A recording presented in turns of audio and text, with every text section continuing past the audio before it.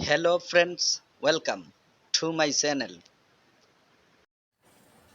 আমি এখন আলোচনা করব কোরিয়ান টেক্সট বুক অধ্যায় 15 শব্দকোষ 1 নিয়ে। শুরুতে আমরা কোরিয়ান 4টি ঋতু বাংলায় শিখে নিব। আসুন বাংলায় শিখে নিচ্ছি। কোরিয়ান 4টি ঋতু হচ্ছে বসন্ত, গ্রীষ্ম, শরৎ, শীত। আমি যেভাবে ধারাবাহিকভাবে বলেছি আপনারাও সেমভাবে শিখে নেবেন। আসুন এখন 4টি ঋতু এর কোরিয়ান অর্থ শিখে নিচ্ছি। প্রথমেই শিখব বসন্ত। বসন্ত এর অর্থ হচ্ছে বোম। এই শব্দটা আমরা কিভাবে শিখব? আসুন ভেঙে দিচ্ছি। আমরা যদি বিশ্বের দিকে একটু লক্ষ্য করি তখন বুঝতে পারবো যাদের কাছে বোম আছে তাদেরই বর্তমানে বসন্তকাল চলছে। যেমন আমেরিকা, রাশিয়া, ইসরায়েল, চীন, ইরান, উত্তর কোরিয়া। তাদের বসন্তকালের মূলে কি? বোম। কারণ তারা বোমের ভয় দেখিয়ে সারা বিশ্বকে শাসন করছে। তাহলে আমরা বলতে পারিনি বসন্ত মানে বোম। বাংলায় যদি বলি বসন্ত, কোরিয়ান এর অর্থ হবে বোম। বোম শব্দটি মুখস্থ করার পরে বোমকে আমরা ফোম উচ্চারণ করতে পারি। এখন আমরা শিখব গ্রীষ্ম। গ্রীষ্ম এর কোরিয়ান অর্থ হচ্ছে ইয়োরম। এই শব্দটি কিভাবে মুখস্থ করব? এই শব্দটি মুখস্থ করা খুবই সোজা। আসুন ভেঙে দিচ্ছি। আমরা জানি গ্রীষ্মকালে সবচেয়ে বেশি গরম পড়ে। ধরুন বাংলাদেশে গ্রীষ্মকালে তাপমাত্রা 40 ডিগ্রির উপরে চলে গেছে। তখন আপনি অবশ্যই আপনার ছোটো কোনো বাবু থাকলে তাদেরকে বলবেন, তুমি রুমে থাকো, বাহিরে যেও না, বাহিরে গ্রীষ্মের গরম। তাহলে তাকে কি বলেছি? তুমি রুমে থাকো। এই তুমি রুমে থাকো থেকে তুমি রুমে থেকে কোরিয়ান শব্দটা শিখব। আর পরে বলেছি কি বাহিরে গ্রীষ্মের গরম। এখানে বাহিরে গ্রীষ্মের গরম থেকে গ্রীষ্ম শব্দটা আনবো। তাহলে গ্রীষ্ম বাংলা শব্দ, আর তুমি রুমে থেকে কোরিয়ান শব্দটা আনবো, আনলেই হয়ে যাবে। তো তুমি রুমে থেকে কিভাবে কোরিয়ান শব্দটা আনবো? তুমি এর ইংলিশ কি? তুমি এর ইংলিশ হচ্ছে ইউ। আর রুমের রুম, দুইটা যদি একসাথে যোগ করি শব্দটা কি হয়? ইউরুম। তাহলে কোরিয়ান শব্দটা হলো কি? ইউরুম। বাংলা শব্দ কি ছিল? গ্রীষ্ম। আমরা যদি এখন বাংলায় বলি গ্রীষ্ম, কোরিয়ান এর অর্থ হবে ইউরুম। এখন আমরা শিখব শরৎ। শরৎকালে বাংলাদেশে উলকচুর সিজন। যেহেতু শরৎকালে উলকচুর সিজন, সেহেতু বাংলাদেশের মানুষ শরৎকালে খায় উল। এখানে উল দ্বারা উলকচুকে বোঝানো হয়েছে। তাহলে শরৎকালে মানুষ কি খায়? খায় উল। শরৎকালে বাংলাদেশের মানুষ খায় উল। তাহলে আমরা বলতে পারিনি শরৎ মানে খায় উল। না, এখানে খায় উলকে একটু পরিবর্তন করতে হবে। কিভাবে?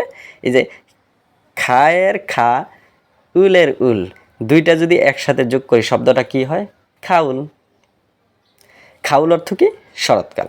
তাহলে আমি যদি বলি শরৎ, এর অর্থ হবে খাউল। এখন আমরা শিখব শীতকাল। শীতের কোরিয়ান অর্থ হচ্ছে খিওউল।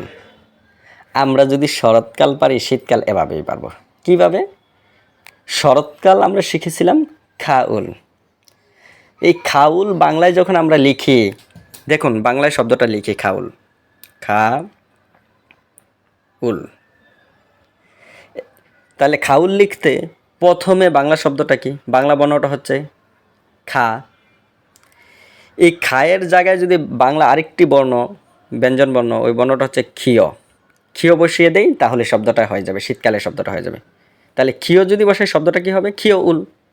তো ক্ষীয় উল শব্দের অর্থ কি, শীতকাল।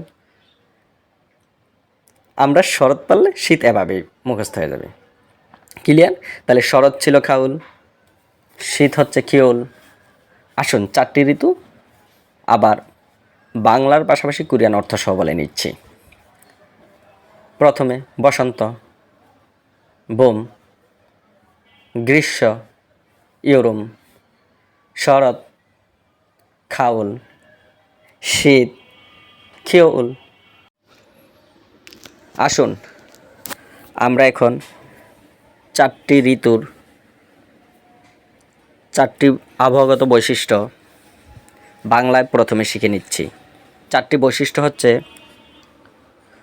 বসন্তে উষ্ণ, গ্রীষ্মে গরম, শরতে শীতল, শীতে ঠান্ডা। তাহলে 4টা বৈশিষ্ট্য কি? 4টা বৈশিষ্ট্য হলো উষ্ণ, গরম, শীতল, ঠান্ডা। এই 4টা বৈশিষ্ট্যর কোরিয়ান শব্দগুলো এখন শিখে নিব। প্রথমে হচ্ছে উষ্ণ, এর কোরিয়ান শব্দের অর্থ হচ্ছে তাতুধাদা। এই শব্দটি কীভাবে মুখস্থ করব? মুখস্থ করা খুবই সোজা, আসুন ভেঙে দিচ্ছি। বসন্তকালে উষ্ণতা অর্থাৎ তাপমাত্রা বাড়তে থাকে। তখন আমরা তাপমাত্রা বাড়ার কারণে, উষ্ণতা বাড়ার কারণে তাঁতের পাতলা কাপড় পরে থাকি, তাঁতের পাতলা কাপড় পরতে শুরু করি। এখানে তাঁত শব্দটি থেকে তাতুত হাদা শব্দটি শিখে নিব। কিভাবে? তাঁতকে যদি আমরা তাতুত বলি আর সাথে যদি হাদা যোগ করি, শব্দটি হবে তাতুত হাদা। অর্থ কি? উষ্ণ। আমরা বাংলায় যদি বলি উষ্ণ, কোরিয়ান এর অর্থ হবে তাতুত হাদা। এখন আমরা শিখব এই শব্দটি। শব্দটি হচ্ছে কি? গরম। গরম এর কোরিয়ান অর্থ হচ্ছে তপ্তা। এই শব্দটি কীভাবে মুখস্থ করব? এই শব্দটি মুখস্থ করাও খুবই সোজা, আসুন ভেঙে দিচ্ছি। গরমের কারণে আমাদের শরীর থেকে টপ টপ করে পানি পড়ে। এখানে টপ শব্দ থেকে থপ্তা শব্দটি শিখব। কিভাবে শিখব? এই যে টপকে যদি আমরা থপ্তা বলি, টপকে যদি আমরা থপ্তা বলি, তাহলে শব্দটি হয়ে গেল। টপকে থপ্তা বললেই শব্দটি হয়ে গেল। তা আমরা বাংলায় যদি বলি গরম, এর কোরিয়ান অর্থ হবে থপ্তা। গরম থপ্তা, গরম থপ্তা। এখন আমরা শিখব শীতল এর কোরিয়ান শব্দ। শীতল এর কোরিয়ান শব্দ হচ্ছে শিয়ন হাদা, শিউন হাদা। এই শব্দটা আমরা কিভাবে শিখব? এই শব্দটা মুখস্থ করা খুবই সোজা, আসুন ভেঙে দিচ্ছি। শরৎকালে যখন আবহাওয়া শীতল থাকে, অর্থাৎ শীত শীত ভাব থাকে, তখনও কিন্তু আমরা গরমকালে যে সিয়ন কাপড় পরেছিলাম, সিয়ন কাপড় যখন পরেছিলাম, ওই কাপড়টা তখনও পরা থাকে।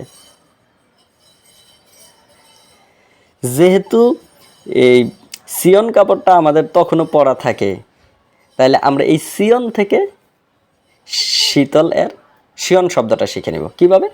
এই যে দেখুন, সিয়ন, এই শব্দটাকে যদি আমরা একটু পরিবর্তন করে পড়ি, তাইলে হয়ে গেল সিয়নকে যদি আমরা শিয়ন বলি, হয়ে গেল শিয়ন, সিয়ন, শিয়ন, সিয়ন, শিয়ন। অর্থ কি? শীতল। কারণ শীতল শীতল যখন ভাবটা, তখনই তো আমরা সিয়ন কাপড় পরি। তাহলে এখন আমি যদি বাংলায় বলি শীতল, কোরিয়ান এর অর্থ হবে শিয়ন, শীতল, শিয়ন। এখন আমরা শিখব ঠান্ডা। কোরিয়াতে শীতকালে এমন ঠান্ডা পড়ে, বাসার ভিতরে যদি সোপটাও রাখি, ওই সোপটাও ঠান্ডায় জমে যায়। ক্লিয়ার? তাহলে সোপটা কিসে জমে যায়? ঠান্ডায়। তাহলে আমরা বলতে পারিনি ঠান্ডা মানে সোপ্তা, ঠান্ডা মানে সোপ্তা। ক্লিয়ার? দর্শক, এভাবে ছন্দে ছন্দে কোরিয়ান শব্দ শিখতে আমার সাথেই থাকুন। সবাইকে ধন্যবাদ। আসসালামু আলাইকুম ওয়া রাহমাতুল্লাহ।